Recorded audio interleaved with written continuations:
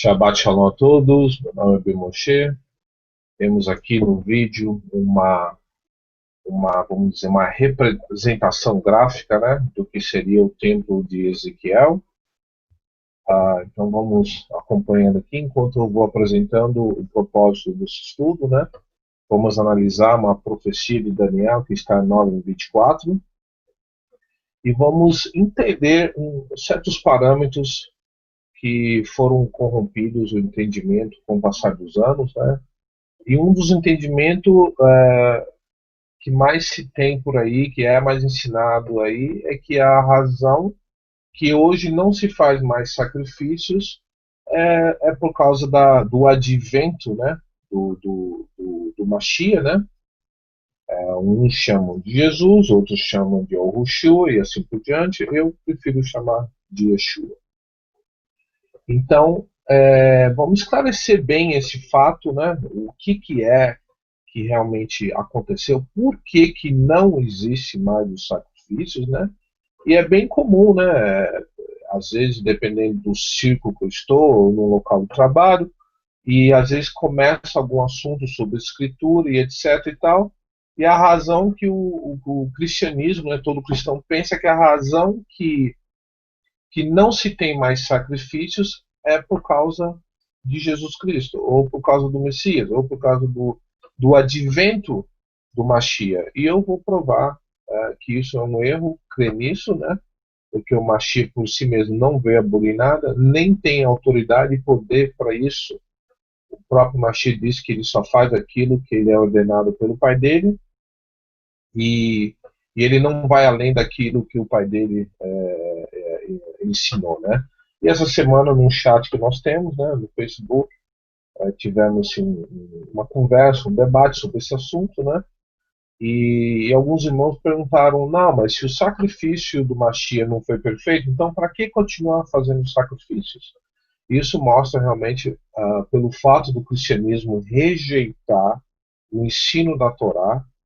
O cristianismo é a única religião do mundo que tem uma Bíblia de 66 livros, porém pula, quando alguém se converte ao cristianismo, pula lá na frente e começa a ler pelo livro de João. Nunca se começa a ler pelo Gênesis, né? A tradução do Gênesis significa princípios, né? Gerações ou início, né? Então, não se entende, não se estuda o sacrifício do templo, né? Nós temos as paraxás da Torá que nós estamos fazendo. Nós acabamos de terminar o livro de Vaikra, Levíticos, e nós cobrimos assim um vasto, né? Com certeza perdemos algumas coisas, né? Não ficou 100%, mas tentamos o máximo possível explicar o serviço de templo, explicar sobre o tipo de ofertas. Existem ofertas pela culpa, existem ofertas pacíficas, existem ofertas de iniciação de serviço. Por exemplo, um levita, quando ele vai dar início ao sacerdócio, ele tem que fazer uma oferta de um animal kosher, um animal kasher, e ele tem que depilar todo o corpo. Existem ofertas de cereais. E só para ficar bem claro aqui, para quem não sabe disso, o Eterno não consome nada do que é ofertado para ele. O Eterno não precisa nada disso. Quem consumia essas ofertas era o sacerdócio junto com o ofertante. Então, só para ficar bem claro, para ninguém achar que o Eterno se alimentava dessas carnes, ou arroz, ou bolo, seja lá o que é que era ofertado, né? Então, para dar início aqui, né? Dando crédito aqui para o rapaz que botou esse vídeo aqui, realmente um tremendo trabalho, né? Desse website aí, Bíblia Prints. E vamos para o estudo, vamos falar um pouco a respeito do nosso entendimento, né? Então vamos para Daniel 9:24, né? Eu tenho uma tradução aqui que vai, de repente, até chocar alguns que poucos conhecem essa tradução no Brasil, apesar que é lógico, né? É uma tradução em português, né? Então eu vou ler duas versões. Uma versão mais popular aqui, que seria a NIV, né? E a tradução chamada O Livro, que é uma que eu gosto bastante, né? Então vamos ler aqui Daniel 9:24, na tradução mais popular, né? Começando no 24. 70 semanas estão declaradas para o seu povo e a sua santa cidade, a fim de acabar com a transgressão, dar fim ao pecado, expiar as culpas, trazer justiça eterna, cumprir a visão e a profecia e ungir o Santíssimo. Saiba e entenda que a partir da promulgação do decreto que manda restaurar e reconstruir Jerusalém, até que o ungido, o líder, venha, haverá 7 semanas e 72 semanas. Ela será reconstruída com ruas e muros, mas em tempos difíceis. Depois das 72 semanas, o ungido será morto e já não haverá lugar para ele. A cidade e o lugar santo serão destruídos pelo povo do governante que virá. O fim virá como uma inundação. Guerras continuarão até o fim e desolações foram decretadas. Vamos ler agora da tradução, como é que chama? Do Almeida. Deixa eu ver se eu tenho a tradução do Almeida aqui já ou não. Peraí. Não, não tem a tradução Almeida aqui. Eu vou pegar aqui, vou puxar do lado aqui. E vamos comparar essas duas traduções aqui rapidamente. Só para nós termos uma pequena comparar, né? Poder entender um pouquinho melhor isso aqui, né? Então, indo no 24 aqui na visão, né, Almeida, né? 70 semanas são determinadas sobre o teu povo e sobre a tua santa cidade para extinguir a transgressão e dar fim aos pecados e expiar a iniquidade e trazer a justiça eterna e selar a visão e a profecia e ungir o santo dos santos. Sabe e entende desde a saída da ordem para restaurar e para edificar Jerusalém até ao Messias, o príncipe, 7 semanas e 72 semanas nas ruas, e as tranqueiras se reedificarão, mas em tempos angustiosos. E depois das 62 semanas será tirado o Messias, e não será mais. E o povo do príncipe, que há de vir, destruirá a cidade e o santuário, e o seu fim será com uma imundação, e até o fim haverá guerra. Estão determinadas as solações. Bom, vamos parar aqui. Vamos analisar agora a tradução que eu gosto e acho que deixa um pouquinho mais claro, né? Da tradução livre. 24. O Senhor decretou um período de 490 anos, no fim dos quais Jerusalém, a sua santa cidade e o seu povo será perdoado do pecado e a sua culpa será expiada.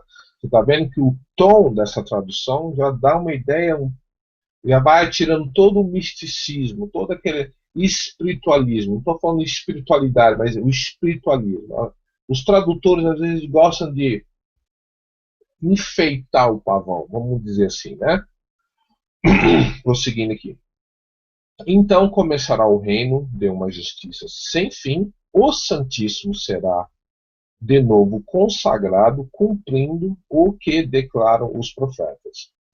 25. Agora ouve bem, haverá 49 anos, mais 434 anos, desde a altura em que for dada a ordem para a reconstrução de Jerusalém até a vinda do Messias. O príncipe, as ruas e os muros de Jerusalém serão reconstruídos a despeito dos tempos perigosos que hão de acontecer.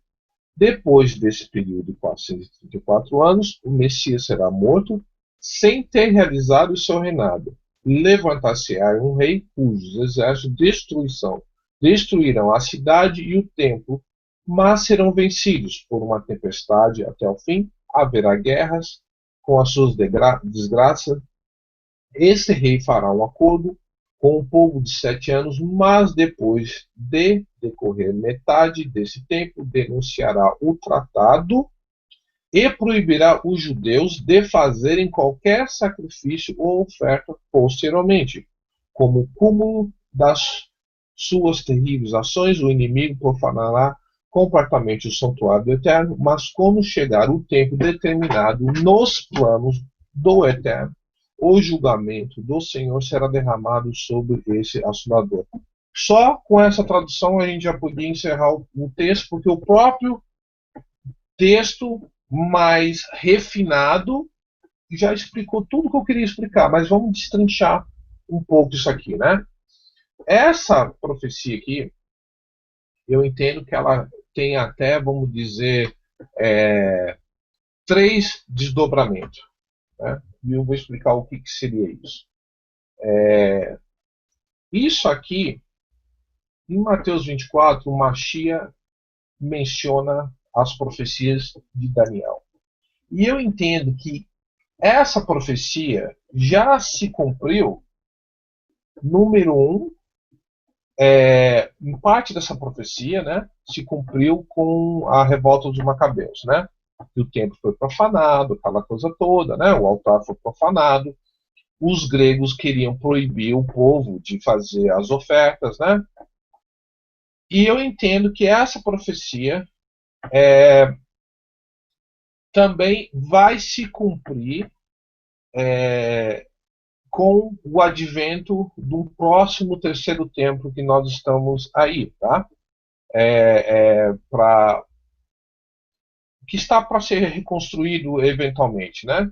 Então, porque nós temos em Mateus 24 o Mashiach mencionando isso, porém a revolta dos Macabeus ocorreu no ano 135, mais ou menos antes da vinda do Mashiach.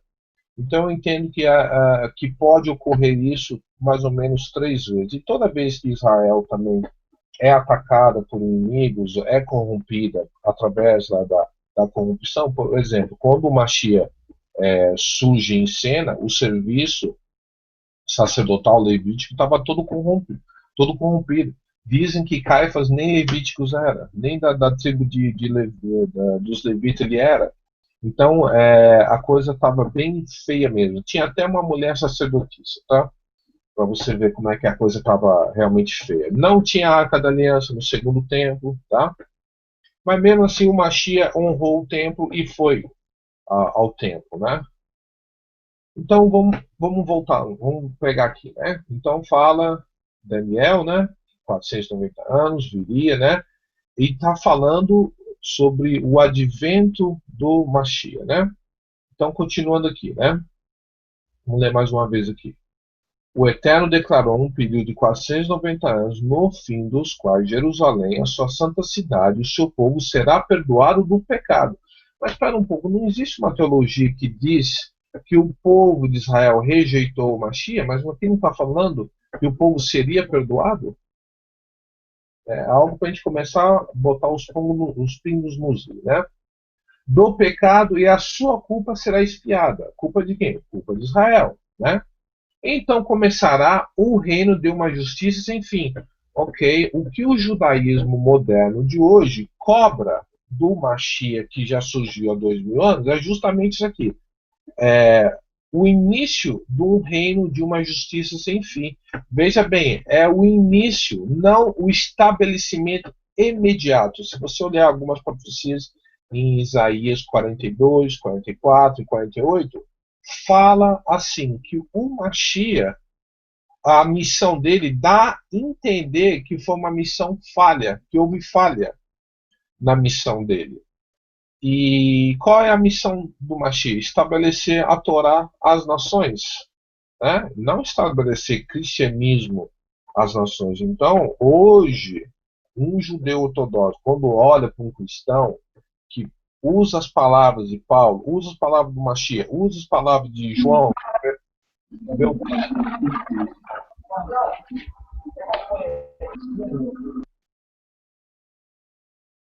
por favor, preste atenção no microfone, por favor. Usam as palavras do Mashiach, usam as palavras de João para ensinar que esse Mashiach veio, número um, salvar o mundo, né? Fizemos um estudo semana passada a respeito disso, e que ele veio abolir a Torá, no qual não se tem menção nenhuma nos profetas que a missão do Mashiach seria a abolição da Torá, né?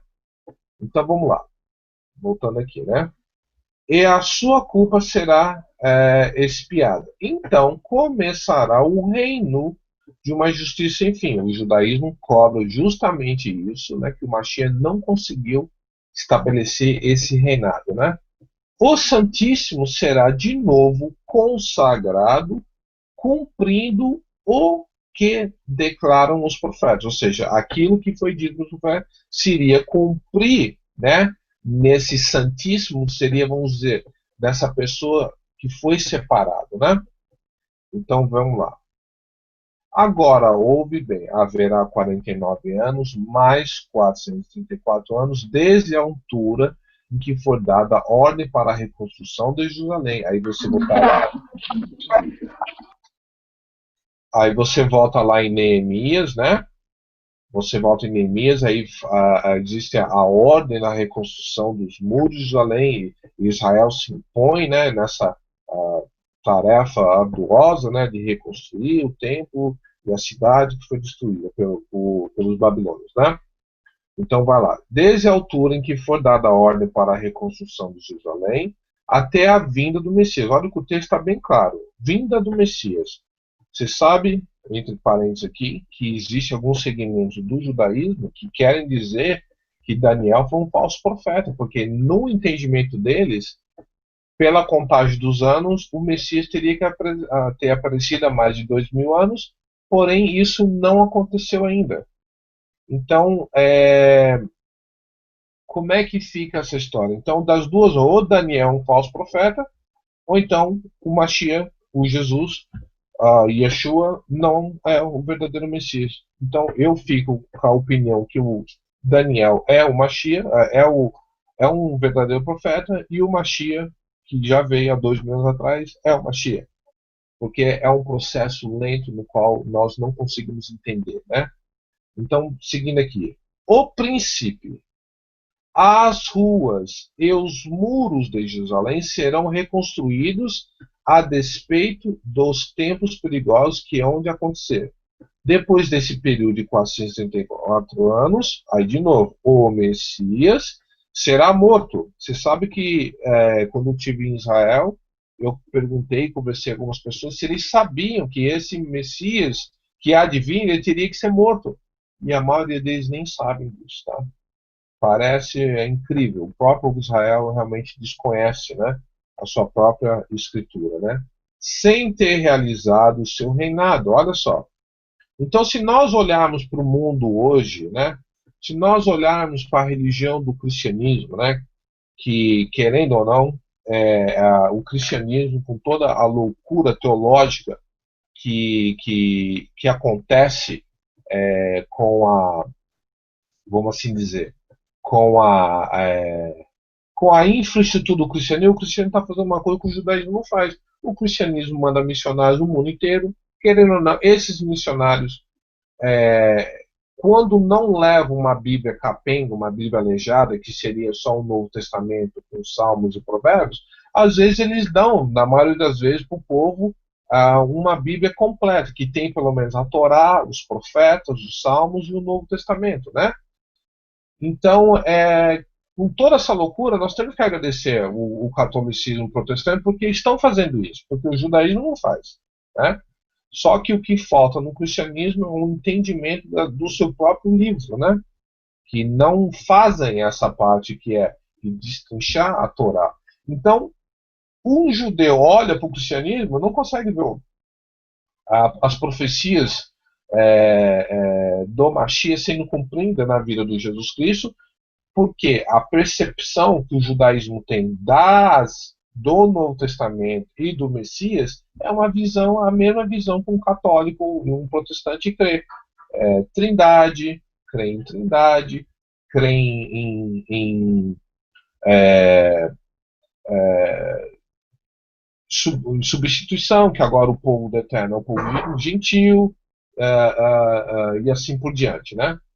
Então, eles não conseguem ver o reino, né, o Olam Rabá, sendo estabelecido, ou então uma preparação para o reino vindouro, né?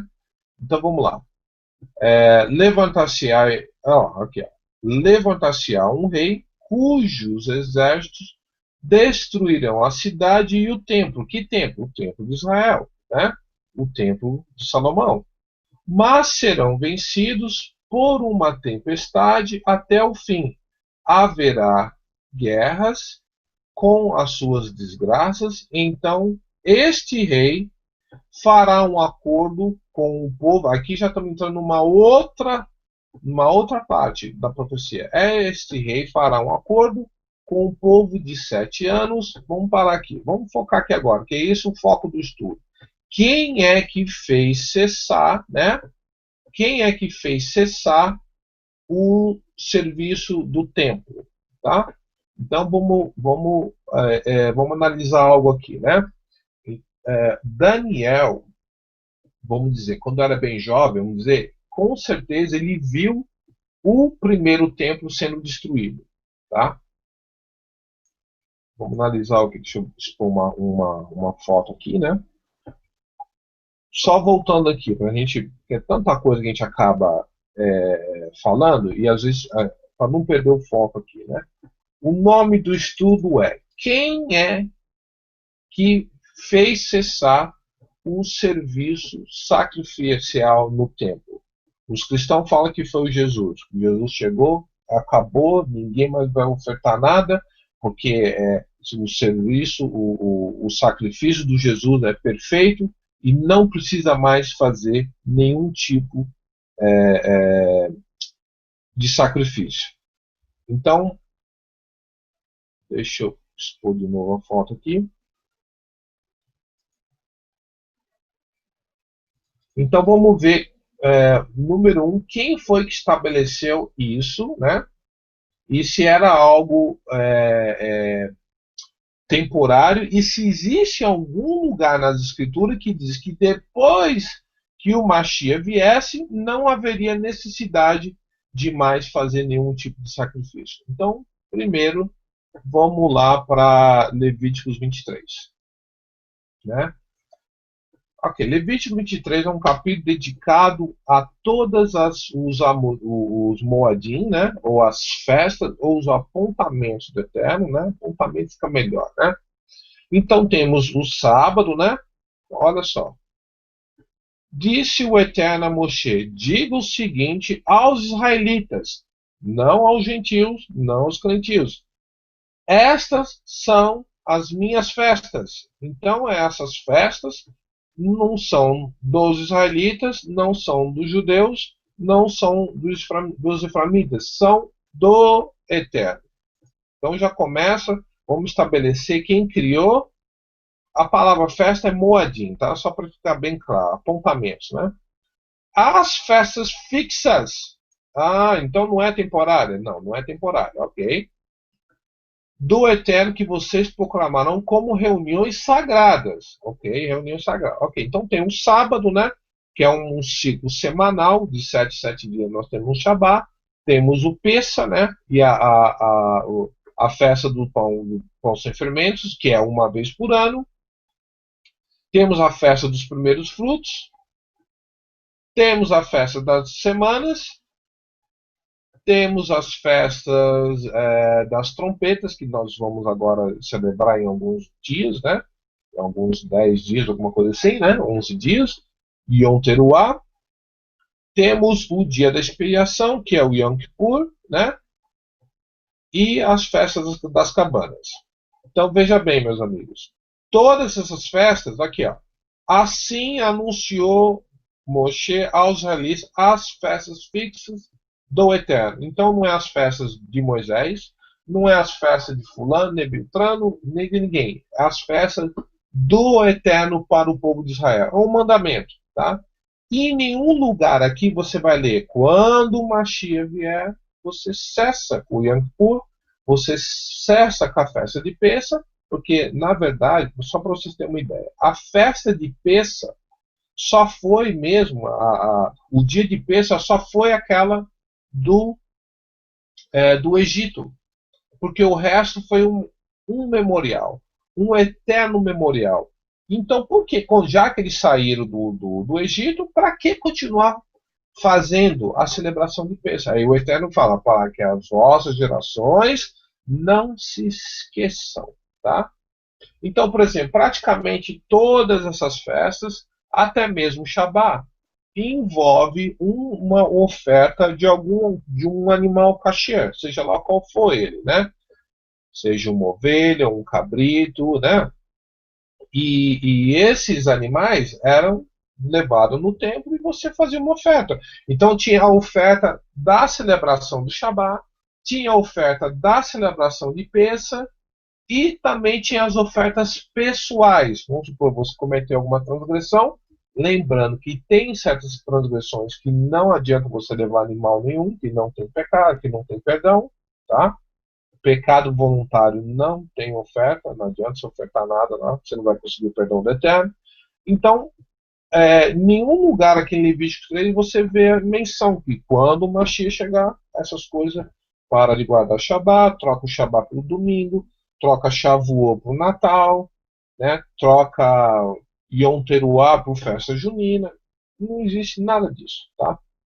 Então, o conceito do cristianismo, por ignorância da Torá, eles acham que o Jesus veio e cumpriu com esse mandamento de oferta pelo pecado e que agora você não precisa ofertar mais nada. Agora, minha pergunta é, e era essa discussão lá no chat, né? E inclusive o nosso brother, né, o nosso pastor Mirim, né, não vou mencionar o nome dele, né, todo mundo já sabe quem é, ele disse assim que o sacrifício de Jesus foi perfeito. Mas se o sacrifício de Jesus realmente foi perfeito, por que o cristão não para de pecar? Por que o cristão não obedece à Torá? Por que o reino do vindouro não foi estabelecido? Por que não há paz no mundo? E não é que eu estou falando que o sacrifício não foi perfeito. O que é imperfeito é a teologia cristã em relação ao Mashiach, em relação à Torá, em relação ao plano do Mashiach. Essa que é a verdade, tá?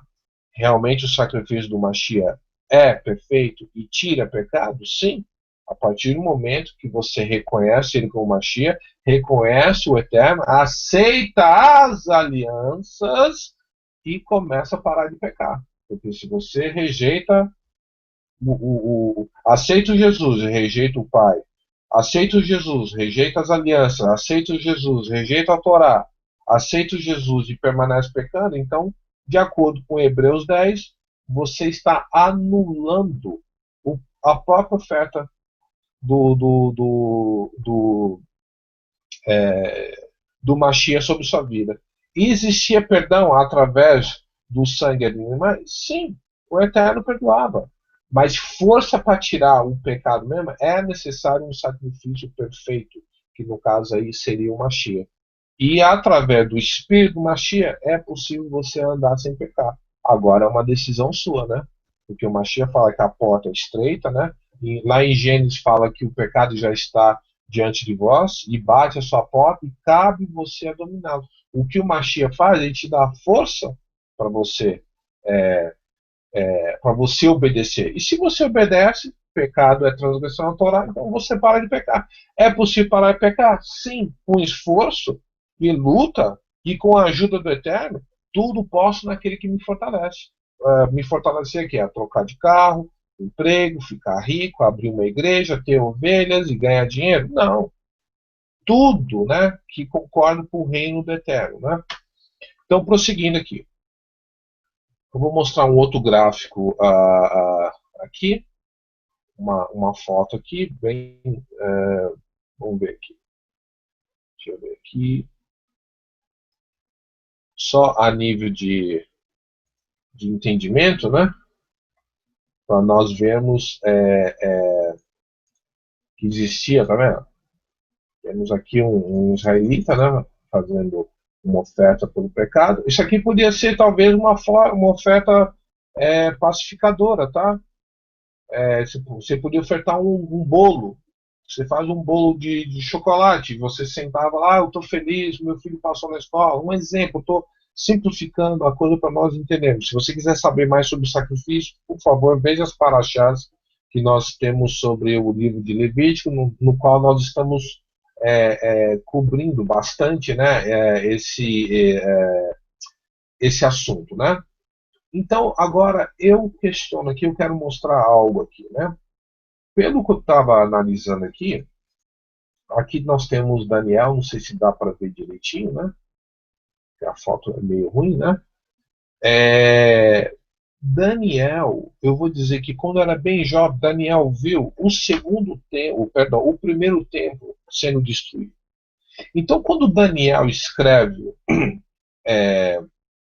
o seu livro, e no capítulo 9, no versículo 24, então Daniel já vê o templo na cabeça de Daniel já está destruído, o altar já está profanado, já está por terra, a arca da aliança já foi saqueada, os utensílios foram levados, né, pela, pelo Nabucodonosor, né? Então Daniel já se encontra no exílio, né? Aqui, deixa eu achar isso aqui. Vamos aqui para Daniel. Acho que é Daniel 1. Vamos pegar Daniel 1 só para a gente ter uma perspectiva de tempo em relação a Daniel, em, em relação ao exílio, né? Vamos ver aqui, ó. Não, não, perdão. Daniel 1. Vou tentar mostrar para vocês aqui. Ó, tá vendo? Ó, começa aqui, né? Ó, Daniel 1. O cabeçalho já diz Daniel na Babilônia. Então ele começou a escrever o livro dele, ele já estava dentro da Babilônia. E Daniel foi para a Babilônia muito novo, talvez 16, 19 anos de idade, uma coisa assim. No terceiro ano do reinado de Joaquim, rei de Judá, Nabucodonosor, rei da Babilônia, veio a Jerusalém e a sitiou. E o Senhor entregou Joaquim, rei de Judá, nas suas mãos e também alguns dos utensílios do templo. Ele levou os utensílios para o templo de seu Deus na terra de Sinar e os colocou na sua casa do tesouro do seu Deus. Ou seja, o templo já tinha sido profanado, né? E, e, e a destruição do templo não foi algo assim, igual os romanos fizeram. Foi bruto, foi algo assim que demorou um pouquinho mais de tempo, né? Então Daniel escreve esse livro, né? Esse capítulo 9, 24, já com o templo destruído. Porém, ele recebe uma visão, recebe um entendimento que após a liberação, né, de um governo babilônico que vai liberar, dar uma ordem, né, de reconstrução, que é o decreto do, se eu não me engano, Artaxerxes, algo assim. Ele vai dar uma ordem da reconstrução do templo e Daniel consegue trazer essa profecia, né? E tem parte da profecia de Daniel que nem ele mesmo entende, né? E o Eterno fala, ó, sela isso porque isso é algo para o futuro, é algo bem adiante. Então, então vamos analisar. Daniel está vendo o templo por terra profanado e mesmo assim ele tem uma visão do Machia, né? E logo depois da morte do Machia o templo vai ser destruído. Isso é algo assim que me fascina porque como é que essa visão não confundiu ele, né? Porque ele já estava tendo a visão do segundo templo. Então, nós temos aqui uma foto de uma Bíblia que eu tenho aqui, eu tirei, e vamos ver se a gente consegue dar uma olhada aqui. Ó. Olha aqui, tá meio ruim aqui, ó. Tá muito escuro, mas aqui está o ano 610, né? E naquela época, até o ano zero, os anos, né? Os gentios contavam os anos de trás para frente, né? Algo meio absurdo, né? Por que contar os anos? Mas o povo de Israel não fazia isso, tá? Então temos aqui o ano 610, né? Temos Joacás, aí temos Joaquim, né? Aí mostra os profetas contemporâneos da época, né? Jeremias, tá vendo? Lembra que Jeremias alertou o povo em relação à invasão babilônica e à destruição do templo também, tá vendo? Temos Ezequiel, né? Abacuque, Daniel, tá vendo aqui? Eles são praticamente tudo da mesma época, né? 586, onde dá início à queda de Jerusalém. Então vamos lá para 2 Reis 25:8, vamos ver o que está falando, né?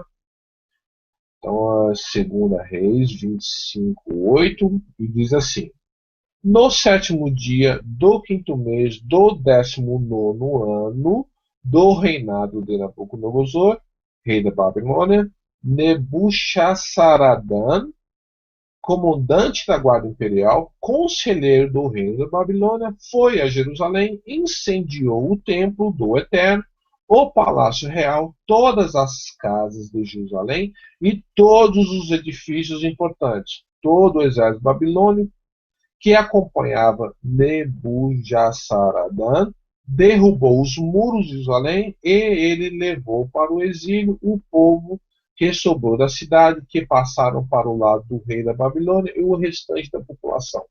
Temos aqui 2 Crônica 3:16, 19, perdão, que diz assim: o seu exército deitou fogo, ou seja, Crônicas e 2 Reis são praticamente paralelos, né? O seu exército deitou fogo ao templo, derrubou as muralhas de Jerusalém, queimou as casas apalaçadas, destruiu, enfim, tudo que havia de precioso no templo. Então temos aqui uma narrativa, né, da destruição do templo, né? Então deu para entender, né? Então Daniel cresceu, viu o templo em pé, vê o templo ser jogado ao chão, né? Destruído, queimado, né? Aquele terror todo, né? Deixa eu mostrar uma foto aqui, só para a gente ter uma, assim, não é lógico, é uma gravura, né? Então deve ter sido algo horrendo, né? O povo de Israel vindo aqui, e Jeremias alertou, né? E o povo falava assim, né? O povo no pecado, né? E lembra um pouco o cristianismo de hoje, né? Que nós estamos debaixo da graça. Era isso que eles falavam, que se fala hoje. Naquela época eles falavam assim: nada nos vai acontecer porque nós temos o templo, ou seja, o templo vai estar nos protegendo. Seria o Eterno que protegia Israel e não o templo, né? Não aquele edifício físico, porque tudo aquilo acabou perdendo sentido. Ou seja, se a gente olhar num dinamismo, né, e prestar atenção nos alertas que Paulo dá, o cristianismo faz hoje o que Israel fez há 500, 600, 700, 1500 anos atrás. Estão cometendo o mesmo erro. Então Jeremias avisa, alerta, porém o povo não deu ouvido, não se arrependeu. É por isso que eu volto a repetir. Por isso que nós vamos ter que passar pela grande tribulação, porque a grande tribulação vai ser como se fosse uma refinaria, né? Eu vejo as escrituras como se fosse essa árvore aqui, né? Então temos aqui a árvore, né? Essa folhinha bem pequenininha está ligada com o tronco, e essa folha pequena que está ligada no tronco está ligada a essa folha aqui também, que também está ligada com essa raiz e também está ligada com essa raiz. Isso aqui é um único organismo aqui. Então, as escrituras são assim, tem certas coisas que nós estamos vendo aqui, ó, que estão na superfície, que estão na nossa cara, e mesmo assim nós não vemos. Porém, existem outras coisas que estão ocultas que só o Eterno pode nos mostrar. Tá? É assim, a Escritura, a palavra do Eterno é uma árvore. O homem é comparado a uma árvore. Então, tem certas coisas que realmente estão ocultas e que é necessário você cavucar, de acordo com o Provérbios 25, 2 em diante, fala que o Eterno ocultou certos segredos e é necessário que os príncipes vão buscar. Porque tem certas coisas que estão na cara do judaísmo e eles não conseguem ver. Tem coisas que estão na cara do cristianismo e também não conseguem ver. Então, o Eterno vai mostrar isso ao tempo necessário, né, a quem lhe apraza, né? Então, temos aqui, então, eu consegui estabelecer, né, que essas festas são eternas, vindo o Mashiach ou não, e se mesmo o Mashiach vier, ele não tem autoridade de mudar aquilo que o Eterno estabeleceu como sendo perpétuo, né? E onde que existe relatos dessas alianças serem perpétuas? Vamos lá para Salmos 89 e 24, e diz assim, né? Não violarei a minha aliança, nem modificarei as promessas dos meus lábios. Nós temos em Malaquias 3 ou 4, que eu não me lembro aqui agora, que o Eterno fala assim: eu, o Eterno, não mudo. A razão que Israel, a casa de Jacó, não é consumida é porque eu não mudo o quê? A minha promessa que ele fez para Abraão, de trazer um povo, restaurar esse povo, corrigir esse povo e para que esse povo venha herdar a vida eterna, né? Só para quem não saiba, né? Para causar mais polêmica ainda, o povo que vai herdar a vida eterna chama-se Israel. E essa Israel é composta por vários povos, né?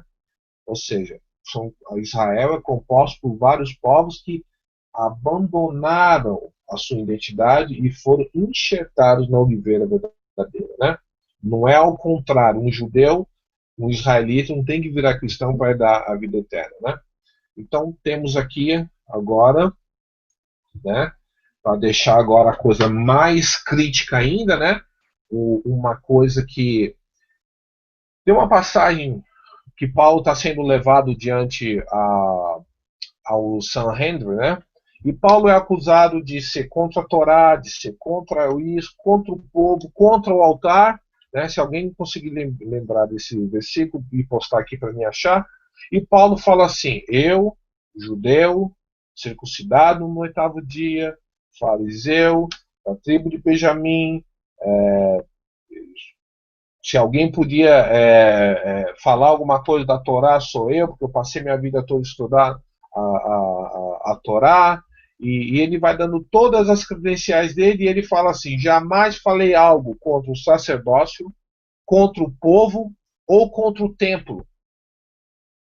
O templo, lembrando que o Mashiach foi crucificado, ano 33, 34, alguma coisa assim, e o templo só foi destruído no ano 70. Estou falando do segundo templo agora. E mesmo assim o povo continuou tudo normal. Ninguém abandonou o sábado, ninguém começou a comer coisa imunda, ninguém começou a celebrar Natal, ninguém começou a celebrar a festa junina, festa do Dia das Bruxas. O povo do Eterno continuou fazendo o que fazia. Chegava a festa de Yom Kippur, celebrava Yom Kippur. Chegou a festa de Shavuot, celebrava Shavuot.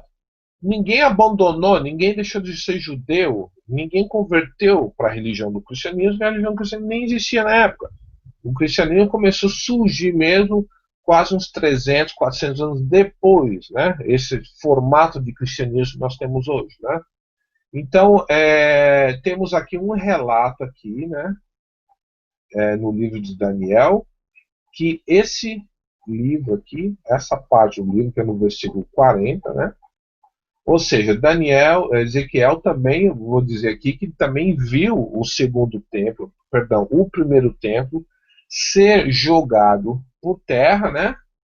E ele é da onde esse vídeo aqui, né? Está sendo por todo lado aqui, né? Eu expus aqui, onde que seria, vamos dizer, a visão dele, né? Sobre o templo, né? O terceiro templo que ainda está para ser construído, né? Então, temos aqui um pequeno comentário aqui, né? E ele vai dando a visão do terceiro templo com as suas medidas, coisas precisas, né? Coisas que realmente foi uma visão do Eterno, né? Olha só, no 4, né? E ele me disse: filho do homem, fixe bem os olhos e procure ouvir bem e preste atenção a tudo que vou lhe mostrar, pois para isso você foi trazido aqui. Conte à nação de Israel tudo que você vai ver. Aí ele vai, né, mencionar sobre a porta do Oriente, né, dando as medidas, o que significa isso. Só aqui já está quase 6 horas de estudo aqui, tá? Ah, sobre o pátio externo, a porta do norte e assim vai. Bom, tá bom, Bill, você falou tudo, mas na verdade você deu um monte de detalhe, mas não explicou nada. Ok, agora, depois que eu dei todas as informações, então o povo de Israel viu a destruição do primeiro templo. Daniel vê o primeiro templo jogar no chão, porém ele vê um outro templo sendo reerguido, e esse templo também vai ser destruído. E temos Ezequiel trazendo a visão da estrutura do terceiro templo. Tá? E Daniel também fala que depois da destruição desse segundo templo, pelo entendimento dele, algo vai acontecer que vai ser feito um pacto, e nesse lugar, né, nesse templo, essa pessoa vai se sentar também, e vai ser praticamente aqui, ó, um outro santuário, tá vendo? O inimigo profanará completamente o santuário do Eterno, mas quando chegar o tempo determinado nos planos do Eterno, o julgamento do Senhor será. Ou seja, é algo bem assim impressionante isso. E para entender isso aí, e se eu tiver errado em alguma coisa, por favor me corrijam. Nós estamos abertos a correções. Então vamos analisar aqui. Voltando aqui, deixa eu só parar aqui. Voltando aqui, né? Vamos falar agora. Agora eu vou mostrar o porquê que não é o Machia que parou, que fez cessar os sacrifícios. Tá? Eu vou provar isso aqui. Então vamos lá. No. Perdão aqui. Ok. No 26. Depois desse período de 464 anos, o Machia será morto sem ter realizado o seu reinado. Né? Então aconteceu. O Machia foi, morreu e praticamente não aconteceu nada. As coisas continuaram tudo a mesma coisa. 40 anos depois, o templo foi destruído. Né? E nós temos aqui, né, se o Machia, se é verdade, de acordo com a teologia cristã, que o Machia fez cessar o sacrifício, por que nós temos em Atos 21, do 17 em diante, nós temos Paulo, né, e eu vou ler aqui, né, quando chegamos a Jerusalém, os irmãos nos receberam com alegria. No dia seguinte, Paulo foi conosco encontrar-se com Tiago, e todos os presbíteros estavam presentes. E Paulo saudou e relatou minuciosamente o que o Eterno havia feito entre os gentios por meio do seu ministério. Ouvindo isso, louvaram o Eterno e disseram: Paulo, veja quantos milhares de judeus creram, e todos eles são zelosos da lei. Ou seja, nenhum dos judeus que creram no Mashiach deixaram, abandonaram o Shabat, abandonaram o Yom Kippur, nada disso. Continuaram fazendo aquilo que a Torá manda fazer. Eles foram informados, quer dizer, já estava rolando uma fofoca, né? Eles foram informados de que você ensina todos os judeus que vivem entre os gentios a se afastarem de Moisés. Mas não é isso exatamente que o cristianismo prega todos os dias, todos os domingos, dizendo, dizendo-lhes que não circuncidam. Você quer matar um cristão, fala de circuncisão com ele. Ele pira, ele apela para Paulo. Mesmo que em Gênesis 17 fala que a Kehilá de Abraão tem que circuncidar. Não, mas em Jesus não precisa mais, né? Dizendo, não lhes, que lhes, dizendo-lhes que não circuncidem seus filhos, nem vivam de acordo com os nossos costumes. Ou seja, então o Jesus quebrou, né, essa profecia que está escrito aqui, né?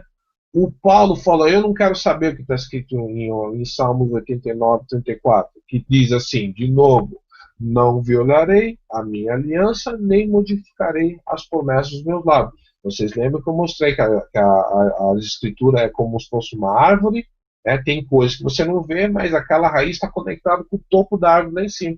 Aliás, essa raiz que você não vê, que alimenta aquilo que você vê. Então, voltando aqui. Atos 21. Que faremos, certamente eles saberam que você chegou. Portanto, faça que lhe dissemos.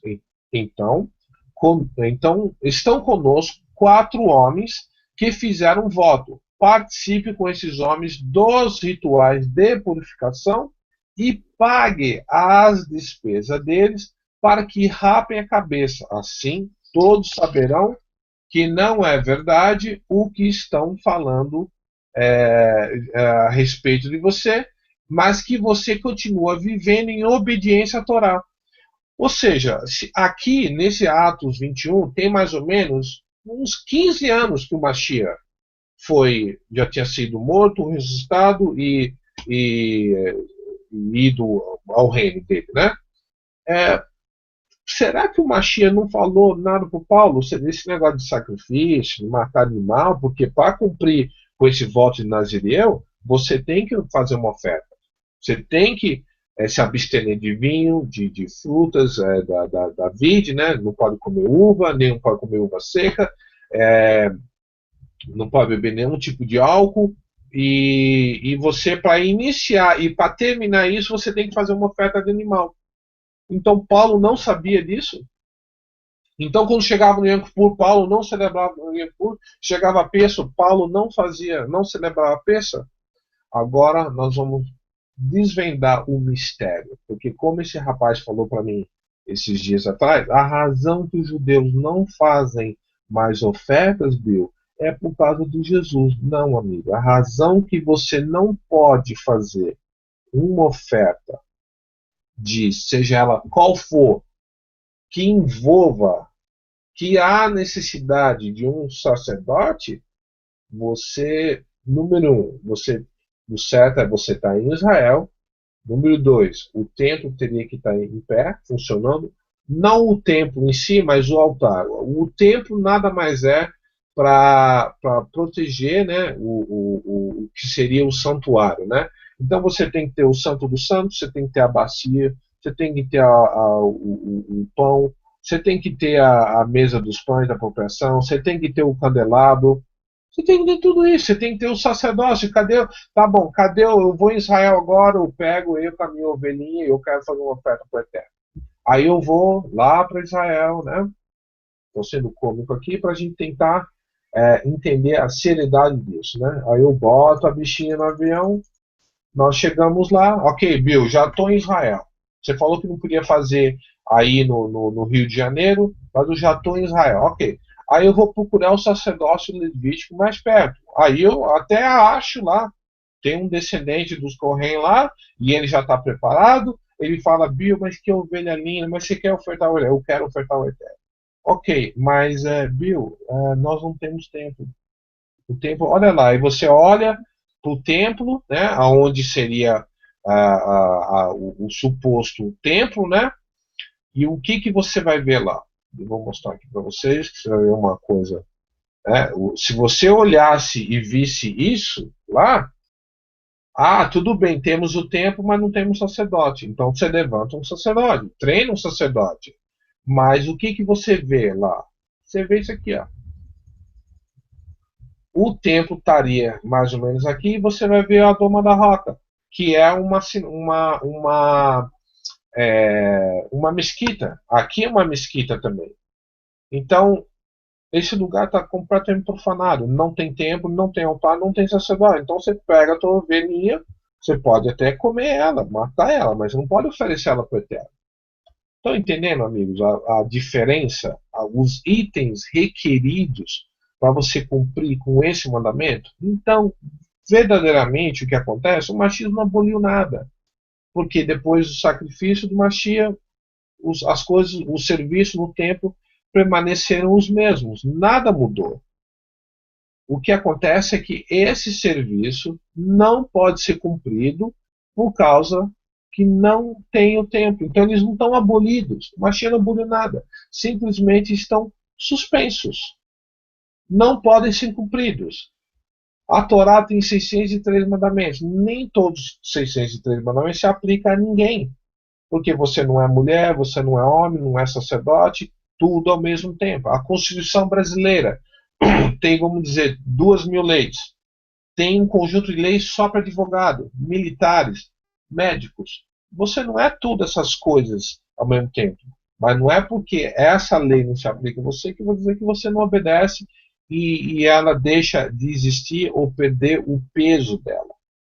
Isso ficou claro, amigos? Alguém tem alguma dúvida? Então, ou seja, o Machia não aniquilou nada, não deixou de cumprir nada, apesar que tem certas coisas que o Machia ainda precisa cumprir, mas é necessário, né, para você cumprir, por exemplo, numa festa de Yom Kippur, é necessário você ter um altar, é necessário o templo. Estou soando assim um pouco repetitivo, porque às vezes tem que repetir a mesma coisa duas, três vezes para realmente entrar dentro do nosso intelecto. Alguém tem alguma dúvida? Alguém quer acrescentar alguma coisa? Oi, Bill. Tá dando um retorno. É, na verdade, assim, primeiro, claro, boa tarde a todos que estão aqui com a gente, a todos que estão ouvindo, né, e que vão ouvir esse vídeo também, que é de suma importância isso que o irmão Bill nos passou, tá? E assim, eu queria saber uma coisa do Bill, né? Imagino que outros aí estejam com a dúvida, com esta dúvida, tá? Então, tá. Então nós estamos aí, todos nós temos um sentimento dentro da gente de que nós estamos no final e que nós realmente vamos começar a passar por um período de tribulação, né? Eu não digo nem grande tribulação, mas eu digo que é uma tribulação, porque grande também se refere à quantidade de tempo, né, em que essa tribulação durará. E a gente sabe também que o Machia falou, né, que se ele demorasse mais, poderiam aí se perder até mesmo os escolhidos, tá? Então, nós temos então o passado, como o Bill falou, nós temos o presente, como o Bill falou.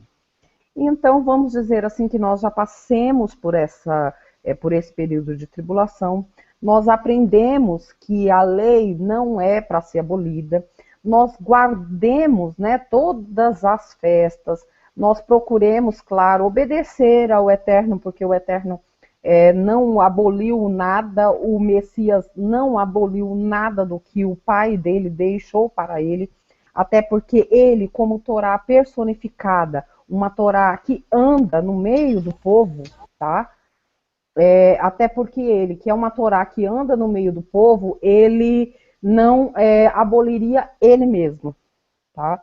Então eu tenho agora um Messias que estabeleceu o seu reino na terra, tá? Nesse reino na terra, então, eu tenho lá as pessoas que passaram por essa tribulação, eu tenho remanescentes, tenho lá a quantidade correta lá dos remanescentes das 12 tribos de Israel, e aí eu tenho também alguns outros que foram enxertados, né? Que estão enxertados nesta videira, né? Estes que foram enxertados e que, claro, né, consumiram a seiva, né? Ou seja, a Torá dessa videira. E aí? E aí? Eu ainda comemorarei o Pessa, eu ainda comemorarei, eu ainda farei sacrifícios. As leis que estão em vigor hoje, elas também vão vigorar neste reino vindouro? Então, na verdade, eu tenho, na verdade, essa pergunta, né? Eu estava caindo muito no Hangout, eu ia dar uma de, vamos dizer assim, de advogado do diabo, não é o que eu estou querendo fazer, mas de qualquer forma, por mais que você tente fazer e coloque versículo para abolir versículo, né? Novo Testamento que abole Velho Testamento, ou Velho Testamento que abole Novo Testamento, e toda essa bagunça que a gente vê instalada nesse planeta, né? Porque isso é algo global, tudo com o intuito sempre, claro, do escapismo, tá? Do eterno, das leis do eterno. Eu não vejo as leis do eterno como um peso, eu vejo como puro amor ao ser humano, porque se não fosse, se o eterno não tivesse dado suas leis desde Adão, desde antes mesmo de Adão, tá? Nós estaríamos realmente perdidos neste mundo, não saberíamos nem quem adorar e de quem ser servos, porque nós somos sempre servos. Agora o problema é decidir de quem eu serei servo, né? De qual patrão eu serei servo. Então, Bill e os outros irmãos aí, eu gostaria então que vocês falassem a respeito disso. Por quê? Porque muitas pessoas falam assim: olha, vai chegar o reino, então o reino vai ser estabelecido, tá? E eu vou esquecer tudo o que já houve antes, o que já passou antes.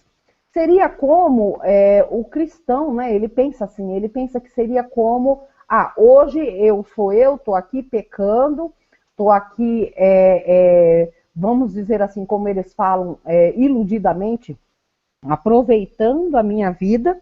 Então amanhã eu serei arrebatado, né? Porque eles acreditam em um arrebatamento, né? Na verdade é uma separação. E então eu serei arrebatado e amanhã, quando eu pegar e abrir os olhos lá no reino, então eu já não vou me lembrar mais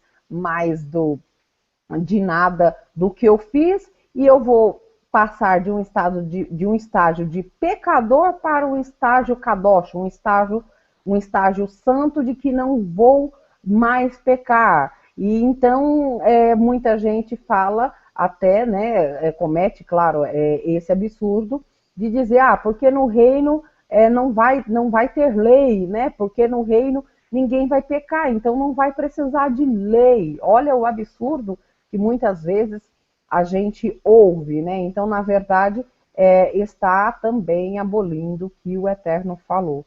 Então, eu gostaria que o Bill também falasse, né, a respeito disso daí também com os irmãos aí.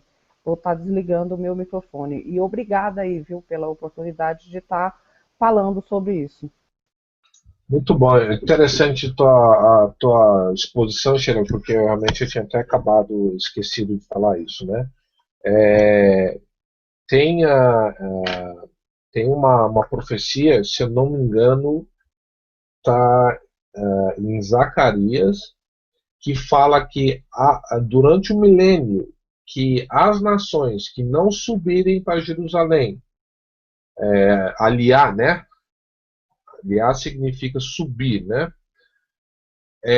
Se não subirem para Jerusalém para comemorar a festa do tabernáculo, o Eterno não vai mandar chuva para as nações.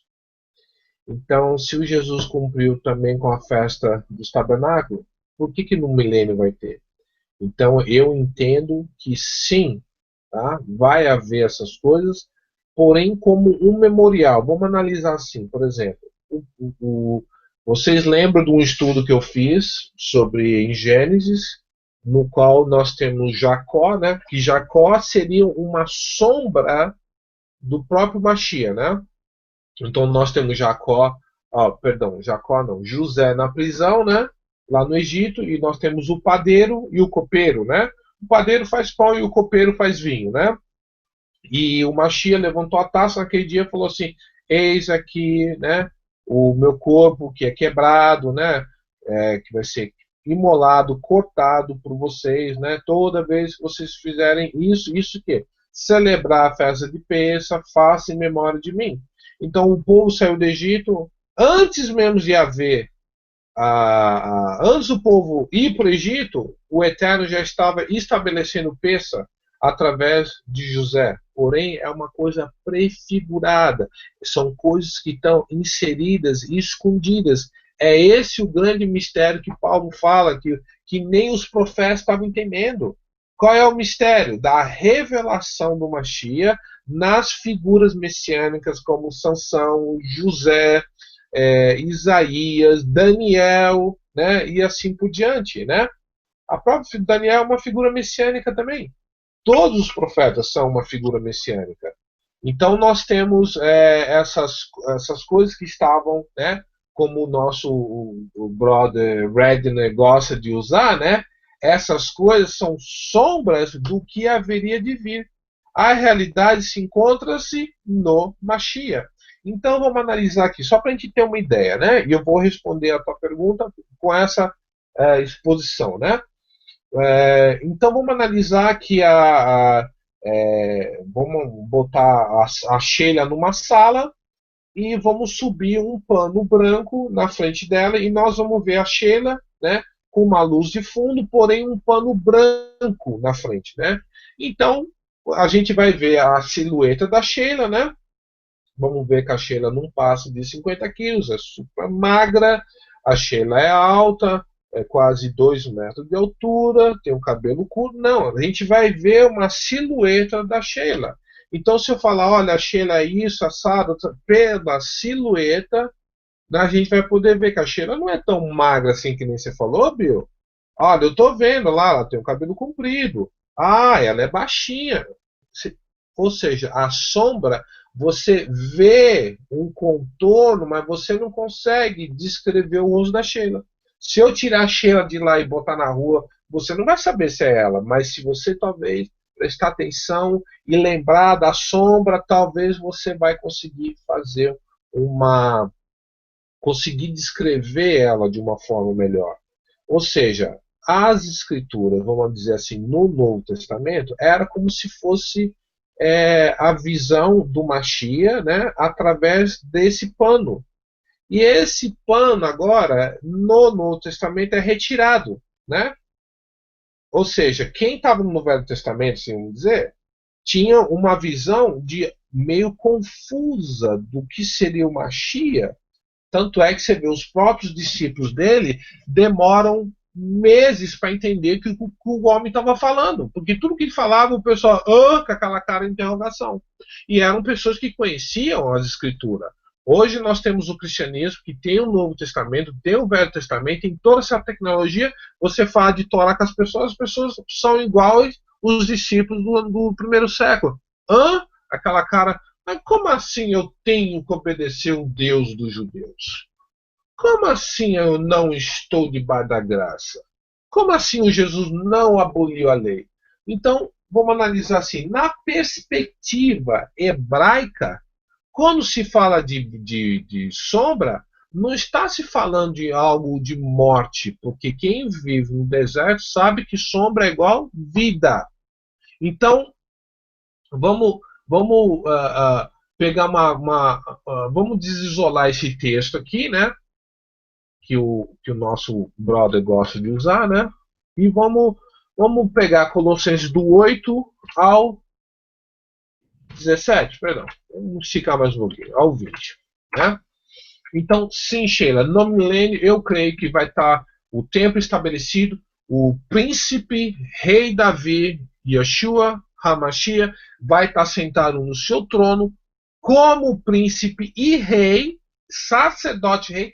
Ele, assim como Davi, fez oferta ao Eterno. Eu creio que o Mashiach também vai fazer oferta ao Eterno. Nós vamos celebrar Shavuot, Pessa, tudo.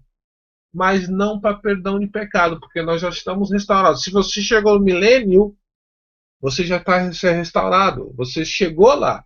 Você não precisa pedir perdão de pecado. Porque segundo o Eterno, se você faz parte do povo dele, você parou de pecar. Porém, exatamente, é um memorial. Ou seja, da mesma forma que Abraão viu Mashiach sendo pendurado no madeira, hoje ele olhou para o futuro, hoje nós olhamos para trás. Então, quer dizer, hoje, porque eu aceito o Jesus hoje, que veio há 2000 anos atrás, então eu anulo aquele sacrifício, não me alcança 2000 anos para frente. Você está vendo como é que, se são sombras, então o próprio sacrifício do Mashiach está cumprido, foi na cruz, está cumprido, acabou. não existe nem mais pecado. Para que aceitar Jesus se não tem pecado? Porque pecado é transgressão da Torá. Se o Messias destruiu a Torá, então eu não preciso ir na igreja, não preciso aceitar Jesus, porque ele destruiu o que diz, o que ensina a ser pecado. Então vamos pegar aqui um pouquinho desse estudo desse texto que o rapaz gosta de estudar, né? Essa aqui é para você, viu, Redner? Nós te amamos, brother. Você é tremendo. Olha só, vamos desolar o teu texto de 2 Tessalonicenses 2,17, né? Vamos colocar ele num contexto, né? Então, Paulo continua sendo judeu. Ele não deixou de judeu, não está celebrando Natal, não está indo em quermesse, né? Não virou domingueiro, né? E só para vocês terem uma ideia aqui, né? Sobre o Shabá, né? Temos aqui, né? Olha aqui, ó. Vamos pegar no 51. Lucas 23, 51. Que não tinha consentido na decisão e do procedimento dos outros. Ele era da cidade de Itimeia, da Judéia, e esperava o reino do Eterno. Tá vendo? Olha que bonito isso, né? Dirigindo-se a Pilatos, pediu o corpo do Machia. Então desceu, envolveu um lençol de linho e o colocou num sepulcro cavado na rocha no qual ninguém ainda fora colocado. Era o dia da preparação. Preparação do quê? Peça, né? E estava para começar o Shabá. Lembrando, se a peça cai numa quarta, na quinta, na sexta ou no domingo, seja lá o que aquele dia é um Shabá também, né? As mulheres que haviam acompanhado o Machia desde a Galiléia seguiram José e viram o sepulcro. E como o corpo do Machia foram colocar nele. Em seguida, foram para casa para fazer o quê? Prepararem os perfumes e especiarias aromáticas. Para quê? Para colocar no corpo dele. Ou seja, era um tipo de embalsamento. Não é embalsamento, mas o corpo era embrulhado nessas especiarias. Mas elas não tiveram tempo. Por quê? Tiraram ele rapidamente. O dia já ia virar. Já ia começar o Pessa. E eles não podiam estar fazendo isso no Pessa. Você não pode tocar. Tanto é, se alguém morre no judaísmo, se alguém morre no Shabá, você não enterra a pessoa no Shabá. Shabá não é dia de enterro, de luto. Shabá é uma festa, né? Em seguida foram para casa e prepararam perfumes, especiarias aromáticas e descansaram no sábado em obediência ao mandamento. Engraçado, o Machia já tinha sido crucificado, ninguém avisou para elas começar a guardar o domingo? Meio estranho isso, né? Quando é que começaram a guardar o domingo? Quando é que é o outro tema? É um outro dia, a gente vai estar falando sobre isso, né? Mas vamos lá, voltando agora aqui para Colossenses 2, né? Então Paulo nos dá um alerta, né? Lembrando que a cidade de Colossenses era cheia de gente gnóstica, cheia de gente problemática, mistura de culturas, né? E assim por diante, né? Então veja bem. Então diz assim, ó, que Paulo fala, né? Por isso que eu falo, o certo seria ler tudo, né? Mas não temos tempo para isso, né? Colossenses 2, do 8 ao 20, vai assim, né? Tenham cuidado para que ninguém os escravize a filosofias vãs e enganosas. Ok. Alguém aqui desse grupo, ou alguém que esteja ouvindo na internet, vocês acham que a Torá é filosofia vãs e enganosas? Pode abrir o microfone. Se alguém acha, pode manifestar agora. Se alguém do Facebook ou do YouTube, se alguém daqui 1000 anos estiver vendo esse estudo, né, eu não já vou estar vivo, então alguém possa responder, né?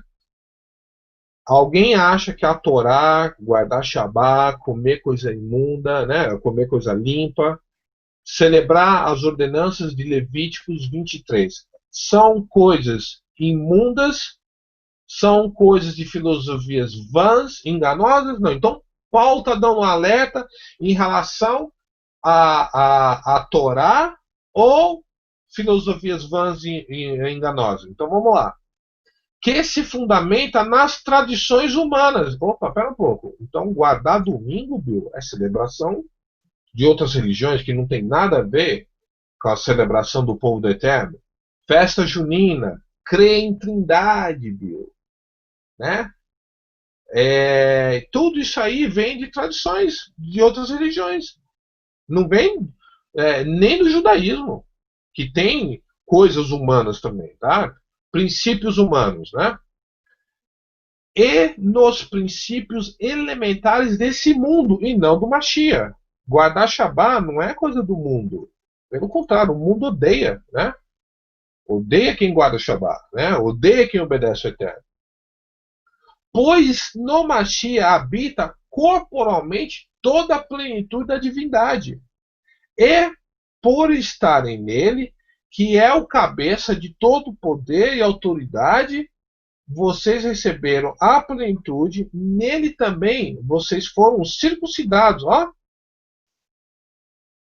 não com uma circuncisão feita por mãos humanas, mas com a circuncisão feita pelo Mashiach.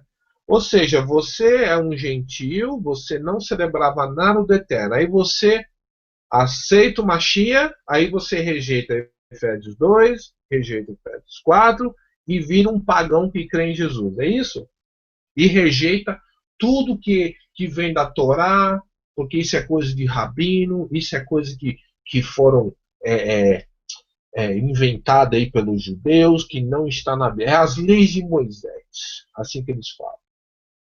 Não com uma circuncisão feita por mãos humanas, mas com a circuncisão feita por Cristo. Ah, mas o Cristo, Bill, do cristianismo, você tem que entender que ele opõe o eterno, ele opõe a Torá. Ah, tá.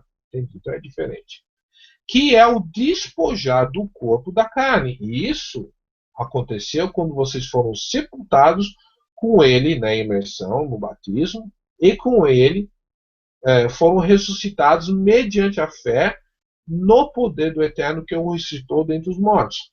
Quando vocês estavam mortos em seus pecados e na incircuncisão da sua carne, o Eterno os vivificou no Mashiach, ele nos perdoou todas as transgressões e cancelou a escrita da dívida que consistia em ordenanças. Olha só, que ordenanças que são essas?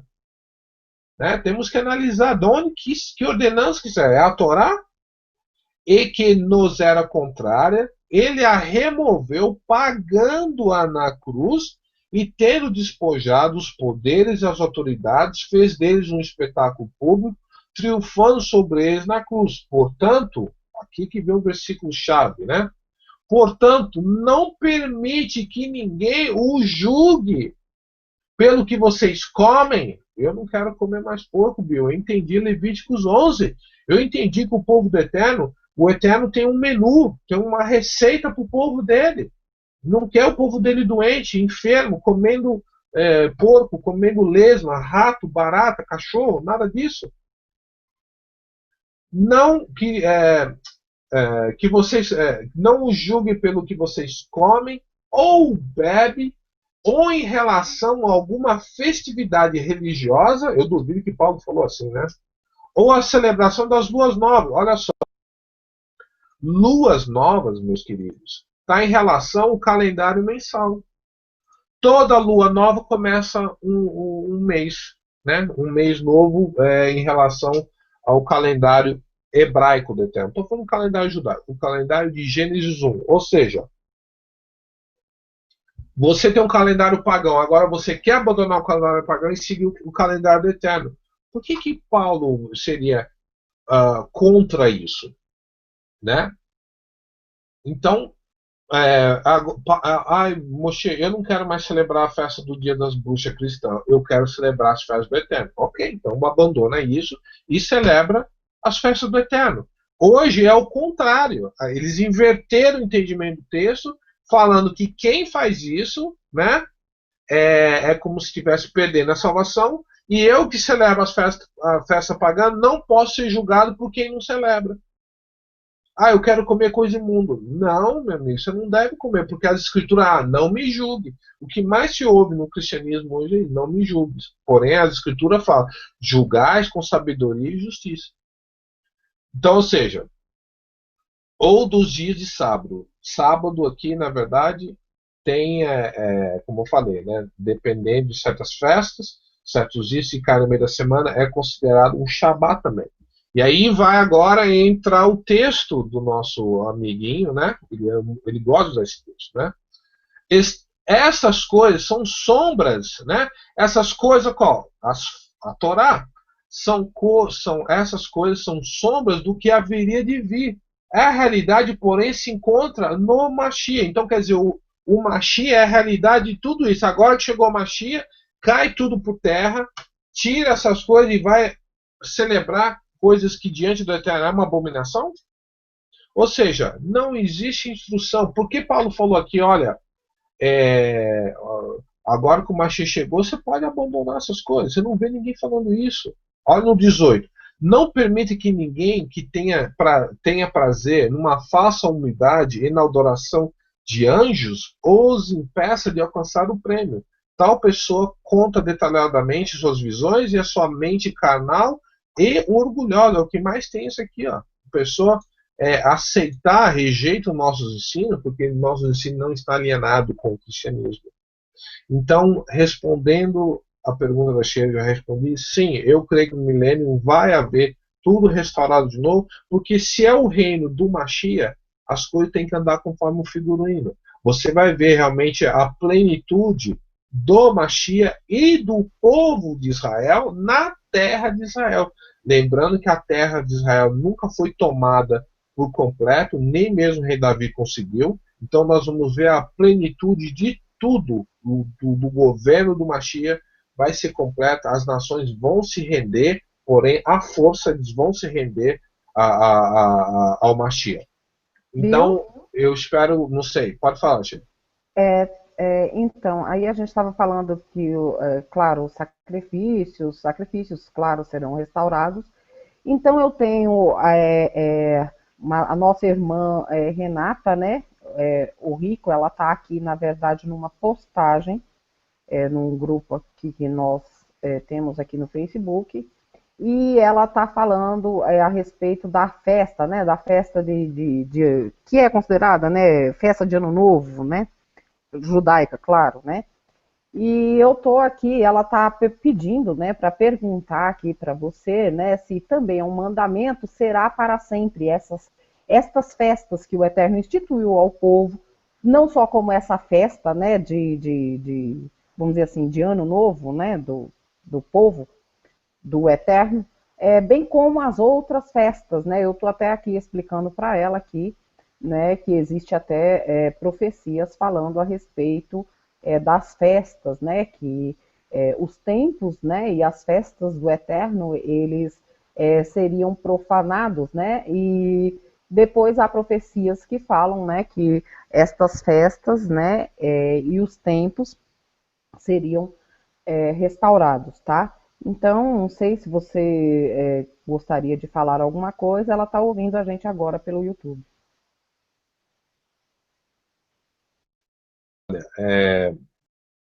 O que seria o Ano Novo judaico, né? Que seria o Rosh Hashanah, na verdade, não é bem assim, né?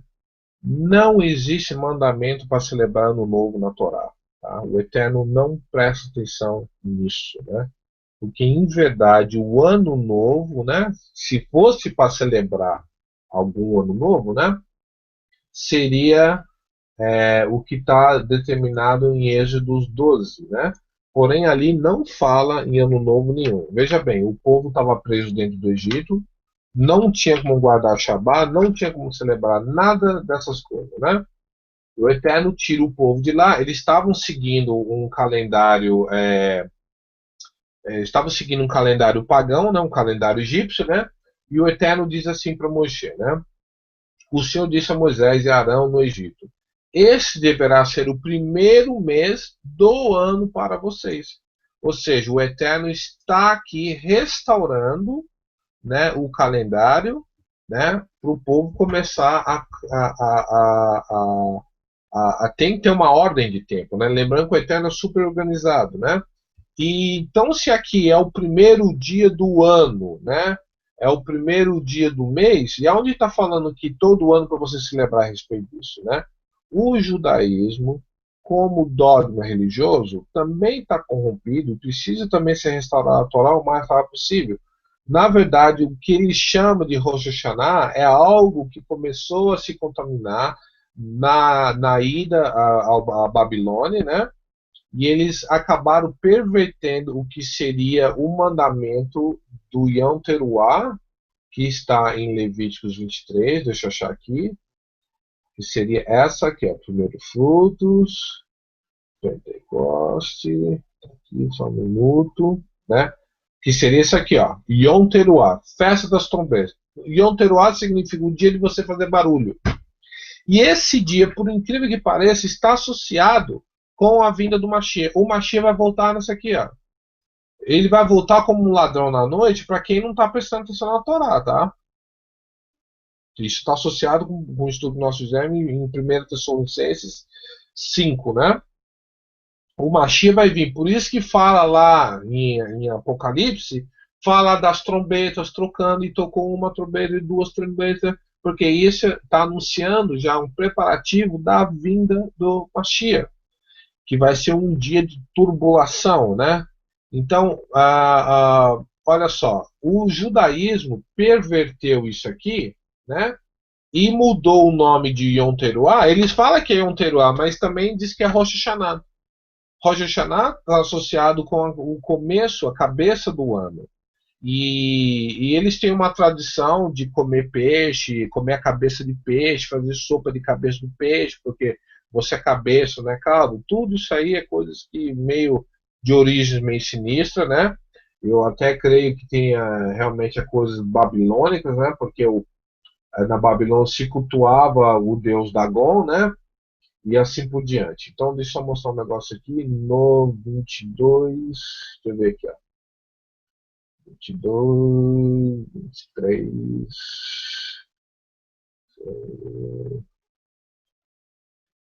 Ó, tá vendo aqui, ó? Zinkron Teruah, Mika Kodesh, no hebraico. Ou seja, não tem nada de Rosh Hashanah. Ou seja, não existe mandamento para celebrar ano novo na Torá. Isso é uma invenção do judaísmo, com nossos irmãozinhos mais velhos, né? Temos muita coisa para aprender, mas essas coisas eu não vejo necessidade, né? De a gente tá aprendendo com eles, né? Vamos imitar o bom e o certo que eles fazem. O que eles fazem de errado, deixa para lá, né? Que o Eterno vai tratar. Então fica assim. Ó, outra exposição aqui, né? De novo aqui, né? Vamos voltar aqui, né? Para o estudo não ficar muito longo, mas são informações interessantes, né? Então nós temos aqui, né? Salmos 89, 34. Não violarei a minha aliança, nem modificarei as promessas do meu lado, né? Então nós temos aqui tudo ao contrário acontecendo. Quando o cristão traduz as escrituras, ele é perverso e ele traduz ao seu bel prazer, né? Então, eu já falei, nós temos um estudo de quase 2 horas falando sobre isso, né? Então, olha o que está dizendo aqui, né? Então, esse Hebreus 8:7 está contrariando Salmos 89, 34, né? Mas para o cristão é a coisa mais comum, tá? A escritura está contradizendo a escritura e ele vai ficar com aquela que ele acha que está mais interessante para ele, dependendo do tipo de vida que ele leva, né? Então, olha o que diz aqui, Hebreus 8:7, né? Pois se aquela primeira aliança fosse perfeita, não seria necessário procurar lugar para outra, ou seja, o eterno. Se você vê a definição do que está escrito aqui, o eterno deu algo com um problema, algo quebrado, algo que precisava de ser reajustado, né? Porém, o assunto de Hebreus 8, como eu já falei no passado, eu não me canso de falar essas coisas. O Novo Testamento tem altas discrepâncias, enxertos, corrupção de texto para dar um entendimento, né, aleatório, né? Olha como é que está na Almeidinha, né, por incrível que pareça, a Almeidinha está de acordo com o que está escrito no grego, né? E olha o que fala aqui no 7. Evidentemente, perdão, na Almeida. Porque se aquele primeiro fosse irrepreensível, nunca se teria buscado lugar para o segundo. Segundo o quê? Está falando de sacerdócio. Por quê? No livro de Hebreus, né? Se você pegar no livro de Hebreus 8, o assunto é sacerdócio. Olha aqui. O próprio narrador aqui, narrador não, que estruturou essa escritura aqui, ele colocou já explicando o assunto, né? O sumo sacerdote é de uma nova aliança, né? Então o assunto é o sacerdócio. Qual? O sacerdócio levítico versus o sacerdote da ordem de Melquisedeque, porque o próprio texto, olha, a própria escritura vai se explicando, meus amigos. Olha só, o mais importante do que estamos tratando é que temos um sumo sacerdote como este, o qual se assentou à direita do trono da majestade nos céus. Está falando de quem? Do Mashiach, né? E serve no santuário, no verdadeiro tabernáculo que o Senhor erigiu e não o homem. Está falando que quem levantou o sacerdote na terra e quem levantou o templo? Não foi o homem, né? Não foi Moisés, não foi o povo de Israel. Todo sumo sacerdote é constituído para apresentar oferta de sacrifício, e por isso é necessário que também esse tivesse algo a oferecer, ou seja, o sacerdote era um homem e ele pecava também, ele precisava se ofertar algo por ele mesmo. Então o assunto todo de Hebreus 7, 8 é sobre o sacerdote, né? E é o estágio que nós estamos hoje. Hoje eu não preciso de um sacerdote, porque o meu sacerdote ele está lá no templo, gente. Meus amigos, nós temos que entender isso. O Mashiach, ele é o sacerdote, ele não é rei ainda. O cristianismo apresenta o Mashiach como sendo o rei. Ele está lá no sacerdote, no santuário que está no reino do eterno. Estão me entendendo? Olha só, se ele estivesse na terra, nem seria sumo sacerdote, visto que já existem aqueles que apresentam as ofertas prescritas pela Torá. Ou seja, o Mashiach não podia ser levita, porque já tem o sacerdote levita aqui. Ele serve num santuário que é a cópia, olha só, e sombra daquele que estás no céu, já que Moisés foi avisado, quando estava para construir o tabernáculo, tenha cuidado de fazer tudo segundo o modelo que foi lhe mostrado no monte. Ou seja, o que Moshe viu era uma representação do que sempre existiu no reino do eterno, né? Então, outro ponto aqui, né? A gente está cada vez mais desbancando, né, as mentiras que são ensinadas por aí, né? Voltando aqui para Malaquias 3, né? Então, olha que interessante o Malaquias fala. Vejam, eu enviarei o meu mensageiro que preparar o caminho diante dele. Está falando de João Batista aqui. Então, de repente, quem? O Senhor que vocês buscam virá ao seu templo. Aí, nosso amigo Rodrigo vai falar, tá vendo, Bio? Olha aí. Yeshua é o Messias.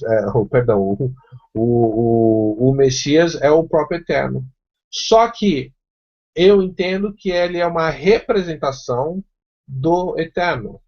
Como já cansei de falar, como se fosse um embaixador, um embaixador brasileiro e representar a presidente Dilma lá nas Nações Unidas, entendeu? Então é como se a Dilma estivesse lá mesmo que ela está em Brasília, porque ele está representando ela lá. Por autoridade.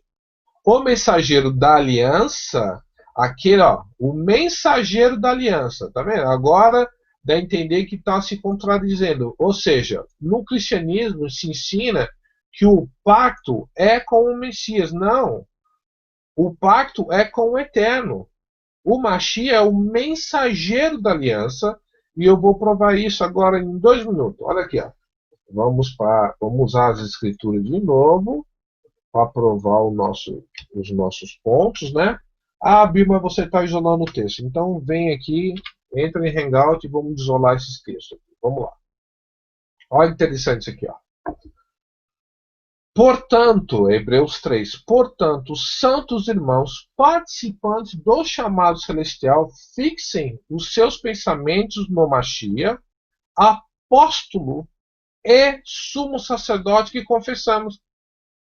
Pio, você está doido? Você está chamando Jesus de apóstolo? Eu não, o escritor de Hebreus que está falando. Qual o problema? Aí o povo gosta, né, de usar esses nomes gregos difíceis, né? Apóstolo, meus queridos, significa enviado. Mais nada. Agora, se você buscar a palavra apóstolo em grego, em hebraico, está associado, sabe o quê? Rachalia. Está associado, sabe com o quê? Com alguém que é como se fosse assim, uma árvore ou um jardim que dá flores. Olha que coisa mais, né? A palavra tzitzaot, ou tzitzi, está associado com algo que flore. Vocês lembram que nós vamos ver agora em breve na Paraxá da semana que vem, sobre a área de Arão, né? Que floreou, né? Ou seja, tudo está associado com termos agriculturais, né? Eu aconselho vocês a olhar um estudo que nós fizemos de Isaías 46, né? No qual nós mostramos que, na verdade, o Mashiach não era um carpinteiro, e sim um agricultor, né? Então o povo se impressiona com palavras difíceis, né? Apóstolo.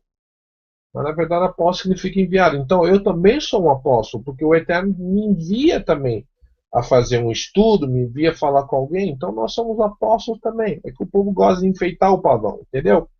Então, voltando a Malaquias 3, né? Ah, o Senhor que vocês buscam virá ao seu templo. O mensageiro, o apóstolo. Mais nada que isso. Olha só. Por que não colocaram o apóstolo da nova aliança? É para enfeitar. Por exemplo, por que quando o cristão, quando vai traduzir essas Bíblias, quando está escrito lá em grego, né, a palavra iniquidade, que significa nômia, que significa quem viola a lei, por que eles colocam iniquidade? Para confundir você. Para você achar que iniquidade é um assassino, é um bandido, um cara que mata criança, né? Um cara que fuma crack, né? Mas não sabe lá que se teu pastor viola a Torá, segundo a escritura, ele é iníquo. Mas ele é bonzinho, ele dá comida para os pobres, né? Assim. Mas segundo a Torá, ele pratica iniquidade. Mas tudo é para confundir você através de terminologias. Então vamos lá. O apóstolo da aliança, aquele que vocês desejam, virá, diz o Senhor dos Exércitos. Mas quem suportará o dia da sua vinda? Quem ficará em pé quando ele aparecer? Porque ele será como fogo do ouvires e como sabão do lavandeiro. Ele se assentará como refinador e purificador de prata. Purificará os levitas, olha que lindo isso, e os refinará como ouro e prata. Assim trarão ao Eterno ofertas com justiça. Ou seja, que oferta que é essa que está falando? Mas o Mashiach não veio para abolir o serviço sacrificial, né? Aproveitando aqui, é muito comum num sistema adventista, né? Eles falam que tem a lei moral e a lei sacrificial, né? E a lei sacrificial é tudo que envolve ritos, né? Ir no templo, ofertar no templo, e fala que isso foi abolido, né? Mas, porém, o dízimo, a minha pergunta é da lei sacrificial ou é da lei moral? O sábado e o domingo é da lei sacrificial ou moral? O batismo é da lei sacrificial ou moral? Pegar ofertas, fazer oração da lei moral ou sacerdotal? Que mais que a gente pratica? Campanhas, participar de campanha. 13, sexta-feira 13, vem que aqui você vai ser abençoado. Isso é da lei moral ou da sacrificial? Tá vendo como é que tudo com o cristianismo se derruba usando a escritura? Toda a teologia, tudo que puderam inventar, né, o que nem diz minha amiga Cher, os escapismos se derruba com a Torá, se derruba com as palavras dos profetas, dos apóstolos, com as palavras do Mashiach. Então, no 4, as ofertas de Judá de Jerusalém serão agradáveis ao Eterno. Ofertas? Mas que oferta, Moisés, sendo que o Mashiach veio para abolir todas essas ofertas. Mas lá na igreja também fala de sacrifícios, não fala? Serão agradáveis ao Eterno como nos dias passados, como nos tempos antigos. Ué, mas quando é que vai acontecer isso? Não temos tempo. Eu virei a vocês, trazendo juízo sem demora, testemunharei contra os feiticeiros, contra os adúlteros. Olha, adúltero não é só quem pega uma mulher que tem um casamento, vamos dizer, um caso fora do casamento. Adúltero também é quem adultera os estudos, quem adultera o ensino, contra os que juram falsamente, e contra aqueles que exploram os trabalhadores e seus salários. Ah, tá cobrando o dízimo de gentil? Cuidado, hein, amigo? Você tá me ouvindo aí, você que é pastor, e cobra dízimo de gentil. e ensina contra a Torá, você está aqui explorando os trabalhadores e seus salários, que oprime os órfãos e as viúvas, né? Fazer culto de libertação das viúvas oprimidas, né? E privam os estrangeiros dos seus direitos, não tem respeito por mim, ó. Para encerrar aqui, no 6. De fato, eu, o Eterno, não mudo. Se ele não muda, meu amigo, quem é que pode mudar as palavras dele? Bom, mais alguma pergunta? Mais algum, mais alguma coisa que a gente possa dar uma esquentada aqui no estudo? Falamos do futuro templo, falamos derrubamos a teologia, né, de Colossenses 2, né? Temos lá também uma teologia que eles gostam também lá da, como é que chama? De Gálatas, né? Gálatas 2, se eu não me engano.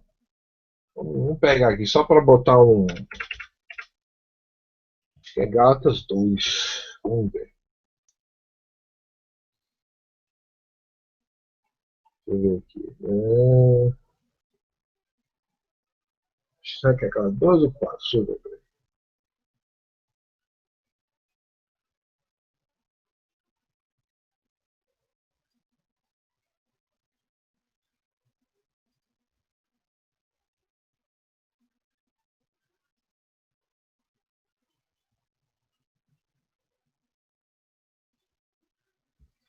Deixa eu só achar um texto aqui que eles gostam de usar também bastante.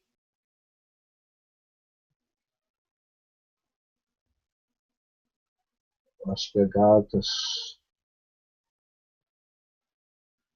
Gálatas 4. Só um minuto aqui. Fala sobre que vocês estão voltando para essas coisas podres e inúteis, né?